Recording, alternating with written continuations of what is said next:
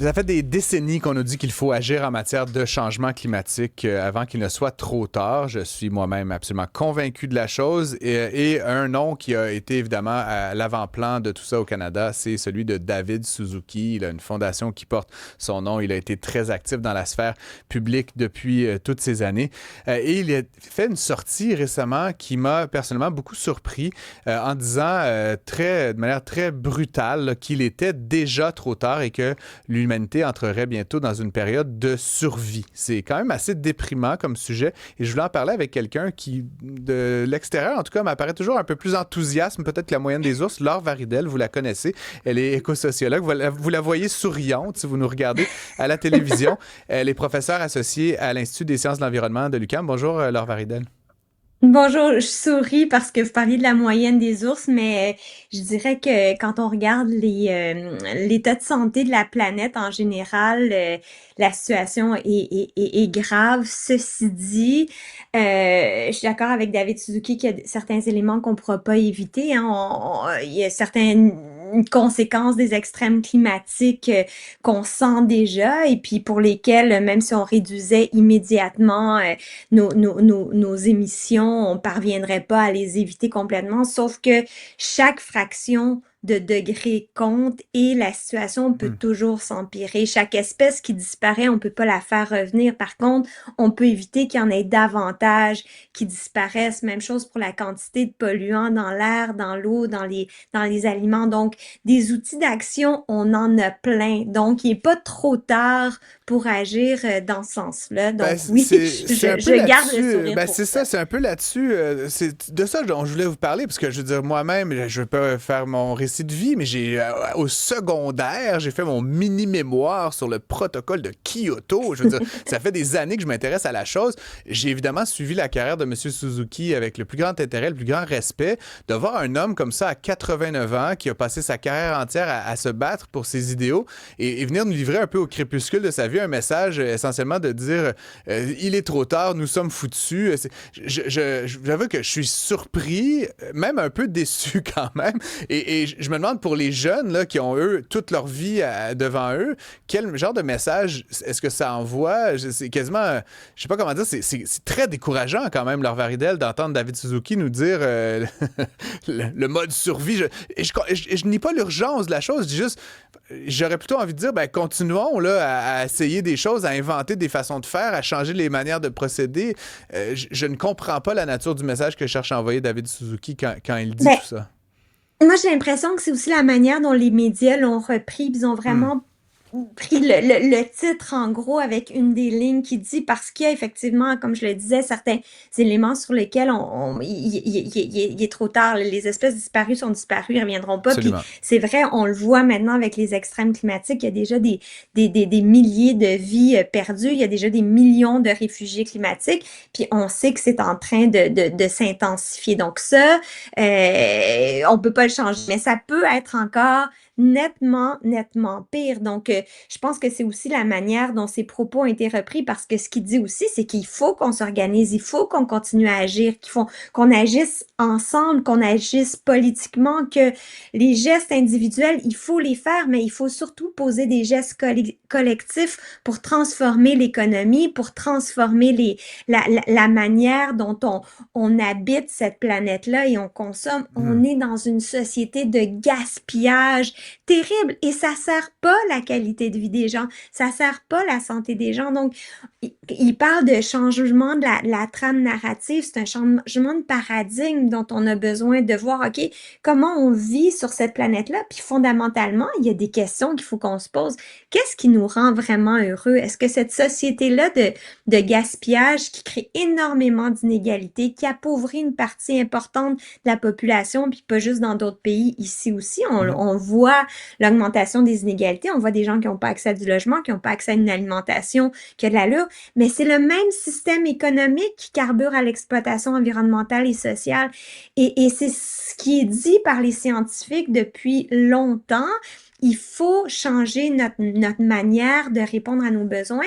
Et malheureusement, parce qu'il y a des gens qui veulent pas qu'on change de modèle, parce que il y a des ultra-riches, il y a des compagnies pétrolières, surtout, qui pourraient perdre énormément si on fait la transition totale, en fait, ben, ils résistent à ça, puis ils nous disent non, mais la transition écologique, c'est comme on va revenir à l'âge de pierre. Ce Mhm. n'est absolument pas ça. On regarde les sociétés qui se sont engagées vraiment de manière affirmée dans une vraie transition écologique. Ils ont une meilleure santé, ils ont une meilleure qualité de vie, ils ont un indice de bonheur plus élevé. Donc, il y a plein de solutions à notre portée qui nous rendraient gagnants et malheureusement, on est pris dans un discours, puis effectivement, ce genre de titre-là fait en sorte que les gens, ben, ils ont encore plus peur, ils se sentent encore plus coupables, ils se réfugient dans le cynisme et dans l'impuissance, puis c'est pas ça qui Exact. va nous aider. Donc Ben, j'en suis vraiment désolée. et je rebondis tout de suite là-dessus, Laure Varidal, parce que effectivement, et je réitère, là, c'est une question intellectuelle pour moi, mais il y a des solutions qui sont à notre portée, il y a des actions, puis et c'est là où je suis quasiment, moi, je suis presque en mode accusatoire, parce que moi, quand j'entends Greta Thunberg me dire How dare you, tout ça, il y a plein de choses qui sont faites. Je veux dire, on n'en fait pas assez, ça ne va pas assez vite, mais je veux dire, je compare ce que j'ai vécu dans les années 80 dans mon enfance. Je veux dire, on recycle, on composte, on a des voitures électriques, on a des panneaux solaires, je veux dire, il y a quand même on fait des choses. Là. C'est pas comme si on était là à attendre que le raz-de-marée nous envahisse tout. J'acquiesce qu'on en fait peut-être pas suffisamment, mais l'autre enjeu, c'est que vous dites, bon, les médias ont repris la citation de David Suzuki, mais en même temps, je veux dire, moi, je ne me rappelle pas un monde dans lequel on ne m'a pas prédit la fin du monde imminente. Le GIEC, David Suzuki, c'est comme le bonhomme dans Tintin, là, qui dit toujours la fin est proche. À un moment donné, la fin, elle va arriver, mais je veux dire, il y a eu un enjeu dans le messaging, si vous me passez l'anglicisme, il me semble, puis là, c'est qu'on ne sait plus si la fin est proche, parce qu'elle était proche en 1980, elle est proche en 2025. Pour la moyenne des ours, je reprends ma biga, je veux dire, on sort dans la rue, bon, il fait 0,1 degré de plus que l'année dernière. Vous comprenez ce que je veux dire? Il y a comme, j'ai l'impression qu'il y a comme un laisser-aller ou un abandon de la cause parce qu'on n'a pas, et encore une fois, je m'inclus là-dedans, on n'a pas réussi à bien la communiquer peut-être et en communiquer. Donc, encore une fois, en quoi est-ce que le message que David Suzuki cherche à porter maintenant à 89 ans et pourrait stimuler à l'action plutôt que justement au cynisme et à l'inaction? J'ai bien la misère à comprendre qu'est-ce qu'on cherche à faire à ce stade-ci avec des messages alarmistes, un énième message alarmiste comme celui-là, Laure Farida. Mais je veux dire, je peux pas répondre à la place de David Suzuki. Évidemment, je pense qu'il est extrêmement déçu parce que quand on a toutes les données scientifiques, quand comme lui, Mhm. on a passé sa vie à essayer de les transmettre, à se dire que c'est en informant les gens qu'on va susciter le changement, puis que justement de savoir que les solutions existent, c'est extrêmement frustrant pour un individu. Mais maintenant, est-ce que c'est la bonne stratégie de communication? Je pense pas. Puis les études ont démontré que non, parce que justement, ça nourrit le cynisme, puis ça nourrit l'inaction. Fait que ça c'est un problème qui est majeur. Mais maintenant, essayons de nous concentrer sur qu'est-ce qu'on peut faire dans cet état de crise-là. Puis ce qu'il dit aussi, David Suzuki, c'est que là, il faut qu'on se prépare au niveau local. Bien sûr. C'est-à-dire qu'il faut créer des communautés résilientes, il faut s'adapter. Puis on le voit, les endroits où ils se sont préparés. Vous avez vu ce qui s'est passé en Suisse, par exemple. Il y a un bout de glacier qui est complètement Ouais. tombé, qui a écrasé un village. Ben, il y a eu un disparu, mais il n'y a pas eu de mort parce que les gens le savaient à l'avance. Ce qui s'est passé ailleurs dans le monde, là, on est dans le déni climatique, Ben, au puis bon, le phénomène est Texas, là, différent. Au notamment cette Texas, semaine, ouais. c'est peut-être monté plus vite, on le voyait peut-être moins venir, mais il reste que on a un gouvernement qui est dans le déni de la crise climatique, qui a fermé, qui a banni même le vocabulaire lié aux Hmm. extrêmes climatiques.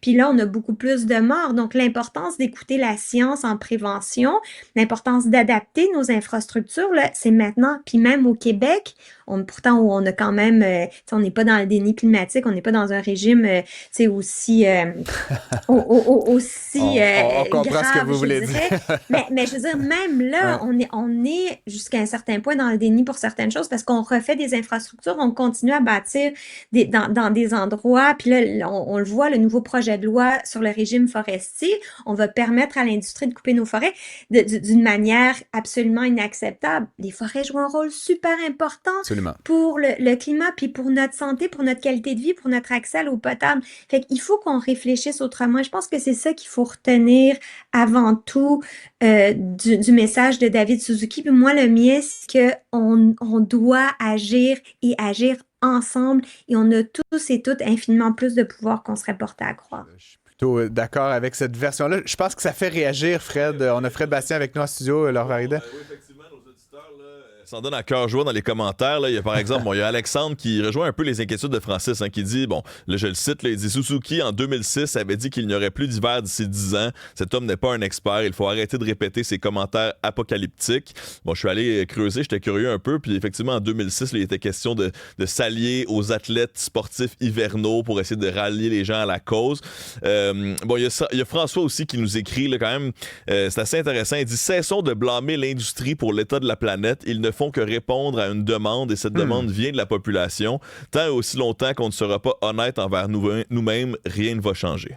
Ben, des pistes d'action, évidemment, et d'action collective, c'est ce que je retiens de l'intervention de Laure Varidel. Merci beaucoup, Laure, d'avoir été avec nous. Puis je crois qu'on va avoir la chance de se reparler de tout ça sur des bases, j'espère, beaucoup plus positives et proactives la prochaine fois. Merci beaucoup. Avec plaisir. Merci. Bonne journée.